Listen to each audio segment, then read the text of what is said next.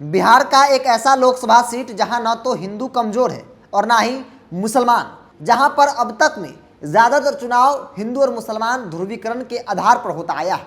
लेकिन ऐसी चर्चा है कि इस बार मुसलमान के साथ यादव और कुर्मी मिलकर भाजपा का हार का कारण बन सकते हैं। दरअसल हम बात कर रहे हैं अररिया लोकसभा सीट की। 2024 के रन से पहले भारतीय जनता पार्टी अपने हर एक सिटिंग सीट का आकलन कर रही है कि कैसे अपनी इस विरासत को बचाया जाए, क्योंकि नीतीश कुमार का अलग होना भारतीय जनता पार्टी के लिए न सिर्फ बिहार में बल्कि देश स्तरीय एक बड़ी चुनौती बनती जा रही है।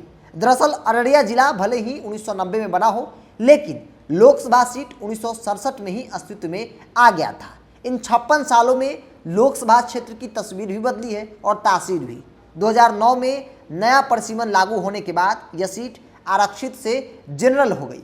अच्छी बात यह है, पूरा अररिया जिला एक ही संसदीय क्षेत्र के अंतर्गत आता है। इसमें 6 विधानसभा है। आगामी लोकसभा चुनाव यानी 2024 में एक और जहां अररिया सीट पर बीजेपी को अपनी साख बचाने की चुनौती है, तो वही दूसरी ओर आरजेडी की राह भी आसान नहीं दिख रही है। आरजेडी मतलब आप समझ लीजिए इंडिया गठबंधन, क्योंकि आरजेडी अब तक वहां पे मेन फाइट करती देखी गई है। दरअसल 2019 के लोकसभा चुनाव में भारतीय जनता पार्टी के प्रदीप कुमार सिंह 6,18,434 वोटों के साथ विजय हुए थे।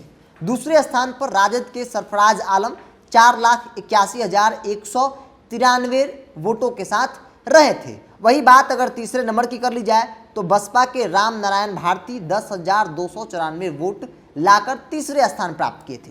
हालांकि नोटा भी वहां पे काफी मजबूत स्थिति में देखी गई। नोटा दबाने वालों की संख्या तकरीबन 20,000 से अधिक, जो कि बेहद ही चौंकाने वाला है। यानी कि एनडीए वर्सेस यूपीए के बीच का जो गैप था वो काफ़ी ज़्यादा देखने को मिला था, तकरीबन 2 लाख के आसपास। इस बार नीतीश कुमार एनडीए गठबंधन में नहीं है, वो यूपीए यानी इंडिया गठबंधन का हिस्सा हो गए हैं। और न सिर्फ हिस्सा हुए बल्कि वो देश भर में घूम घूम कर नरेंद्र मोदी को सत्ता से बेदखल करने के लिए एक बड़ी रणनीति बना रहे हैं और उसमें कहीं हद तक कामयाबी भी मिलती दिख रही है। अब जरा बात वहाँ के जातीय समीकरण की कर लेते हैं। अररिया लोकसभा सीट का जातीय समीकरण बेहद ही जटिल है।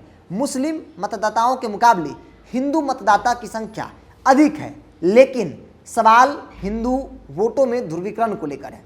मुस्लिम आबादी तकरीबन 42.9% है। वही अगर हिंदू आबादी की बात कर ली जाए तो 56.6% के आसपास है। 32% मुस्लिम वोटर है। अगर सांप्रदायिक आधार पर ध्रुवीकरण होता है तो कोई मुस्लिम उम्मीदवार उसी हाल में जीत सकता है जब उसे हिंदू समुदाय का भी कुछ वोट प्रतिशत मिल सके। यानी कि मुस्लिम ही मजबूत स्थिति में है और हिंदू भी मजबूत स्थिति में है। कोई भी उम्मीदवार हिंदू हो या मुस्लिम तभी जीतेगा जब अपने सामने वाले वोट बैंक में वो कुछ प्रतिशत सेंधमारी कर सके।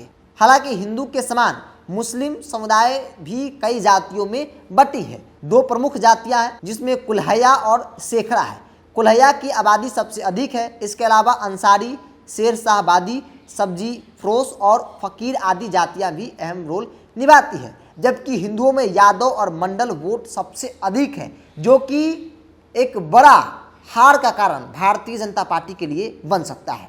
हरिजन और आदिवासी वोट भी चुनाव के दृष्टिकोण से काफ़ी अहम माने जाते हैं। कुर्मी और कोयरी भी, ब्राह्मण मतदाता तो कमोबेश सभी विधानसभा में अच्छी खासी संख्या में है। इसके अलावा राजपूत, भूमियार, कैस्ट की भी संख्या अच्छी खासी है। तो हम यह कह सकते हैं कि भारतीय जनता पार्टी बेशक वहां की सत्ता पर काबिज हो, लेकिन फिलहाल जो राजनीतिक तौर पे तस्वीर बन रही है उससे यह कहा जा सकता है कि महागठबंधन यानी कि इंडिया गठबंधन भी कमजोर स्थिति में नहीं है। अगर आरजेडी इंडिया गठबंधन किसी मुस्लिम चेहरे पर दांव खेलता है, अगर वो मुसलमान सामने वाले हिंदू वोट बैंक में सेंधमारी कर सकता है, जैसे कि यादव, कुर्मी और कोयरी में सेंधमारी कर ले, अति पिछड़ा वोट, दलित वोट में सेंधमारी कर ले, जो कि संभव दिख रहा है, तो फिर इंडिया गठबंधन की जीत यहाँ पे हो सकती है। पिछली बार आरजेडी कांग्रेस लड़ी थी तो तकरीबन 2 लाख के आसपास वोटों से हार जीत हुआ था, लेकिन इस बार का रन बेहद ही रोचक है। कोई किसी से कमजोर नहीं है, बल्कि विपक्षी गोलबंदी नरेंद्र मोदी पर कई मुद्दों पर भारी पड़ता भी दिख रहा है। हालांकि भारतीय जनता पार्टी भी यहाँ कोई खास कमजोर स्थिति में नहीं है। 2009 में प्रदीप कुमार सिंह इससे पहले भी सांसद रहे हैं। उससे पहले साल 2004 के लोकसभा चुनाव में भारतीय जनता पार्टी के सुखदेव पासवान सांसद रहे। वही उसके बाद आरजेडी को मौका मिला, मोहम्मद तस्लीमुद्दीन आरजेडी से रहे। उसके बाद 2018 में जब उपचुनाव हुआ तो सरफराज आलम आरजेडी के टिकट पर उपचुनाव जीतकर लोकसभा पहुंचे, लेकिन 2019 के चुनाव में सरफराज आलम को प्रदीप कुमार सिंह ने धूल चटा दिया और तकरीबन 2 लाख वोटों से हरा दिया। लेकिन इस बार का रन बेहद रोचक है। अब आने वाला समय बताएगा कौन सी पार्टियां किसे अपना उम्मीदवार बनाती है और जातीय समीकरण का किस तरीके से ख्याल रखा जाता है। बहरहाल आपकी क्या राय है, कमेंट्स बॉक्स में अपनी बातों को रखिए। अगर आपने चैनल को यूट्यूब पर देख रहे हैं तो सब्सक्राइब कर लीजिए, फेसबुक पर देख रहे हैं तो पेज को लाइक और फॉलो कर लीजिए।